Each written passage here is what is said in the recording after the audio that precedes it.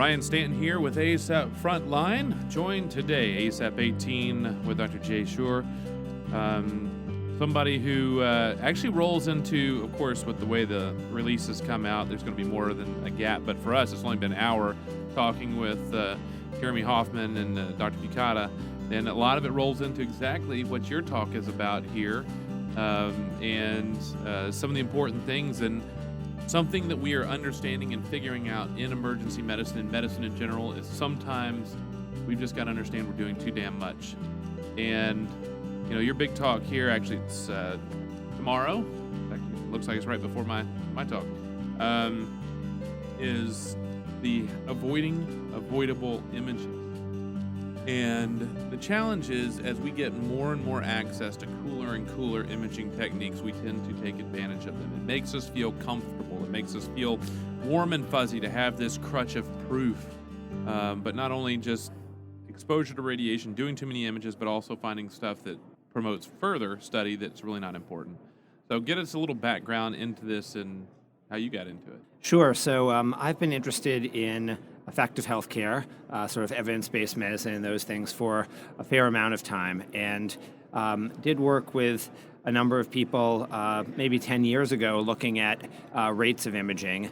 And at that time, the evidence was coming out that particularly with CT imaging, there had been a rapid rise in the use of CT from the mid-90s to the mid-2000s. And if you ask, old-time emergency physicians, most of them will say that CAT scan is probably the single most important thing to advance the quality of care in emergency medicine. Mm-hmm. And so, I don't think any of us would deny the incredible value of rapid, high-quality CTs and a lot of the other imaging. But with that rise, there was more and more evidence that, in addition to helping us, there was a lot of overuse. And that evidence comes from studies that have looked at the potential indications when people do testing. So, for example, a third of patients who get a CTPE never have risk stratification, and if they're low risk, they don't get a D-dimer. And then even better evidence that's come out about the idea of overdiagnosis, that even when we're finding things, that they're not necessarily the types of disease that we're originally trying to find. For example, those small subsegmental pulmonary emboli. And so I was very involved in helping ACEP to join the Choosing Wisely campaign. I worked with a couple of other physicians to really push the college to do that. The college, before joining the campaign, put together a cost-effective care task force, and I co-chaired that. We looked at a whole number of recommendations and made recommendations to the board on topics that could be cost-effective care, and those became the 10 Choosing Wisely recommendations from ACEP, and 5 of those are about imaging. And then about 4 years ago, we wrote, myself and Arjun Venkatesh at Yale wrote a grant with ACEP that Medicare had an open project for specialty societies to get funds to work on improving quality, reducing cost, and we helped ACEP land a 4-year, $3 million grant that has funded an initiative called EQUAL, the Emergency Quality Network, and a couple of the topic areas in that quality improvement project are engaging EDs to address imaging. So tell us a little bit about the EQUAL network, because a lot of people may have never even heard of it. Tell us a little bit about it. I mean, you mentioned how it came about, but what it is, what it's doing, and how we're going to use it. So the idea is it's a remote network that allows emergency departments to participate in collaborative quality improvement projects, things that are called learning collaboratives. And an emergency department would sign up on one of these collaboratives. They last 9 months. At the beginning of the collaborative, you do some baseline data collection. Mm-hmm. So, for example, one of the topics is reducing imaging, and there are 5 different topics an emergency department could choose. One of them could be CT scan for renal colic, and so you gather some baseline data. There are some activities that the emergency department is supposed to work through, including disseminating some information to their docs, engaging with their radiologists, engaging with their hospital administration, and then at the end of the 9 months, you gather follow-up information. And so you get a pre-post comparison for your own ED and also for the other EDs that are in the network. And for the last couple of years, for each of these collaboratives, we've had between 50 and 200 emergency departments participating, so you get a benchmark against a bunch of other EDs. And the big benefit to emergency departments is that they get improvement activity credit for the new federal Medicare MIPS program. And so that's what Equal is. Interestingly, hospitals are doing this all the time anyway. We're always doing these quality improvement, whether it's door to doc or whatever it is. It's always there, but this sounds like the opportunity to pull that more together, get the specialists that many hospitals aren't going to be able to have to put together the program. So you're not reinventing the wheel. It's taking this on a larger scale, putting it across, and also thus being able to, as you mentioned, the comparative data and to see how you did for these improvement projects. When it comes to the imaging, how big of an issue is it? Is it something that's getting better? Is it about the same? Is it getting worse? Where are we with this? I mean, we got 5 of the 10 Choosing Wisely campaigns, and one of the nice things that ACEP did with doing this was saying, you know, if we're going to put stuff up there, we're going to put stuff up there we have to work on and actually mean something. So several organizations put up just softballs. ACEPs are actually things that have evidence and work and outside and back-end results. Yeah, so I'll just quickly remind people the 5 Choosing Wisely topics are that address imaging are CT for minor head injury, CT for syncope, CT for pulmonary embolism in low-risk patients, lumbar spine imaging for atraumatic back pain in low-risk patients, and CT of the abdomen and pelvis for renal colic patients under 50 who are low risk. And so all of those, those are real clinical entities that we see with frequency. They're real decisions we make most shifts. And so what I would say is, what we're learning is that it's much easier to document overuse than it is to change our practice. And in the Equal Collaborative, we've put together there are toolkits. We've put together a bunch of webinars that have been turned into podcasts that address topics like, what about the fear of malpractice? What about how can I compare the docs in my group and use that data to help us all improve and things like that. And I think we've definitely we've got presentations and we've seen sites that have been able to reduce their imaging and keep their high quality, but it has been, when you look across the network, the reductions have been relatively small. We have seen an overall reduction when you look before and after EDs participate, but it's less than 5%. We're not talking about 30% reduction. So this is hard work.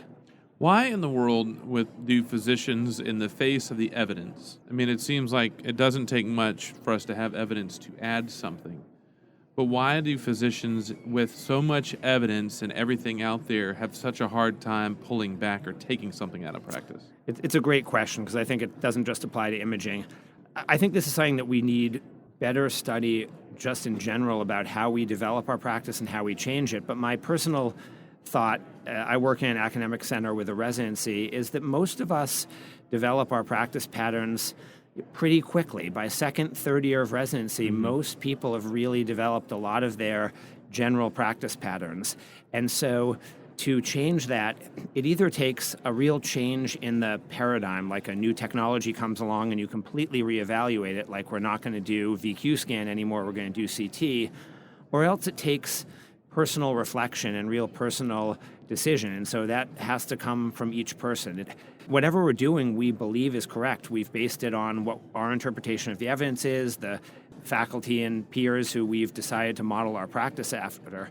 So once you've established that, for you to change your practice, I think it requires sort of active thought on the individual part. There's not a quick fix like a clinical decision support tool that's going to make everybody change their practice. Do you feel like, though, that it's as much, that you feel like what you're doing is right, or the fear that this such an ingrained fear within our system of, missing anything, trying to get our miss rate to zero, the fear of medical legal ramifications, or the reaction to either missing something in the past or getting sued? I think it's probably a mix of both. I talked to lots of physicians about this, and plenty of people talk about the fear of missing things.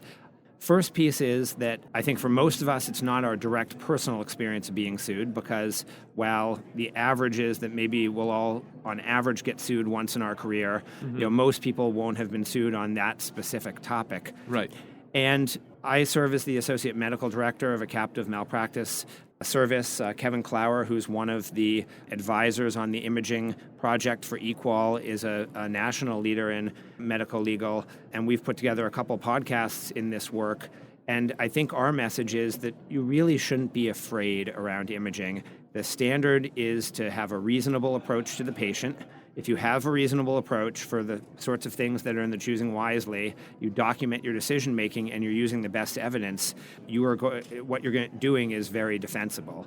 And so I personally I think physicians should be less afraid of getting sued because they didn't order the test in the case they thought about. We're much more likely to get sued in the case where we don't even consider the diagnosis. We're not sitting there thinking, should I order the CTP or not?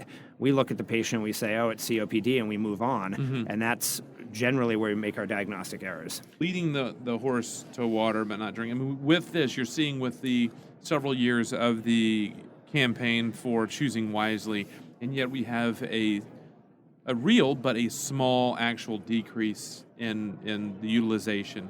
How do we get docs to consume this data and actually change their practice? So, I think speaking to an audience that's mostly frontline practicing clinicians, there may be a few ED directors on here, I'd have slightly different messages. I think for the average physician, it's something that we should care about, because you mentioned the harms about radiation. The other real harm is cost, especially with patients with high deductibles. If they get unavoidable scans, potentially they're going to have hundreds or even $1,000 out-of-pocket bills. And if we can avoid that, that's good for our patients. And so I think we have to take a personal interest in it. And then you need to choose one of these topics and say, I'm going to personally work on it. And maybe it's PE, maybe it's head CT for imaging, and look at the decision rules and choose one. And it doesn't make a difference so much exactly which one you use, as that you take an approach of trying to integrate it regularly into your practice.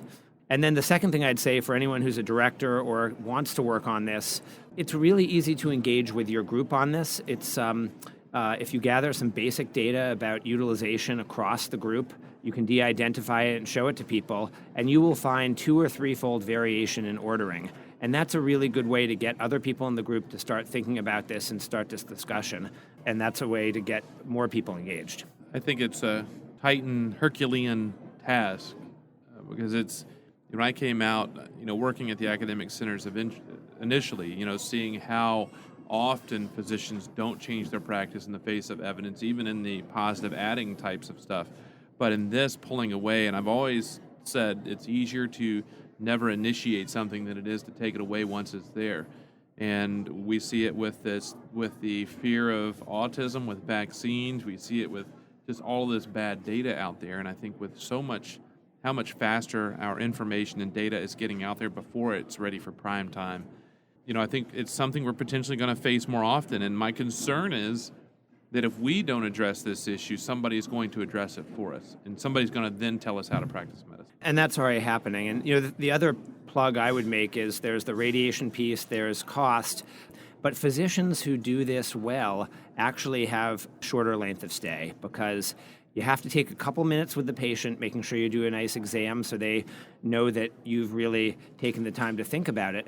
But if the main intervention in the visit is a CT scan, if you have to wait for creatinine to do contrast, or if it's a low-risk head injury and that's really the only thing you're doing, you can dramatically shorten your length of stay on those visits. And so we're all under this pressure, and so it's also can benefit your personal practice that way.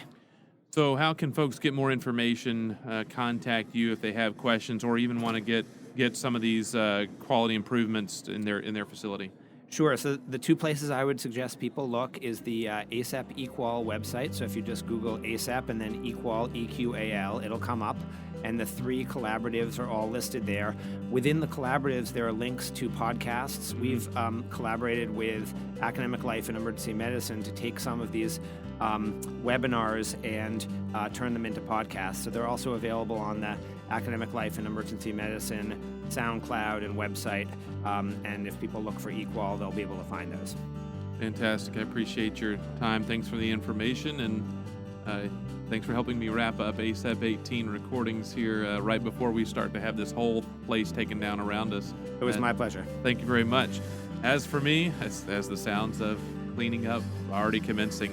As for me, you can email me at youreverydaymedicine@gmail.com, youreverydaymedicine@gmail.com, @everydaymed on Twitter. And until next time, I'm Dr. Ryan Stanton, and this has been some ACEP Frontline.